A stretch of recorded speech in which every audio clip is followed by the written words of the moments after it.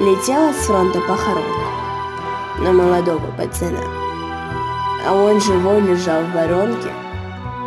Ах, как безжалостна война! И проходили мимо танки, чужая речь, а он лежал и вспоминал сестру и мамку. Лежал и тихо умирал. Пробита грудь была на вылет, и кровь стекала в черный снег, а он глазами голубыми встречал последний свой рассвет.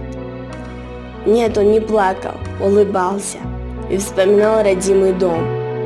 И, пересилив боль, поднялся, и автомат подняв с трудом, он в перекошенные лица горячий выплеснул свинец, приблизив этим на минуту войны безжалостный конец. Летела с фронта похоронка, уже стучался почтальон. Солдат, глаза закрыв в воронке, на миг опередил ее.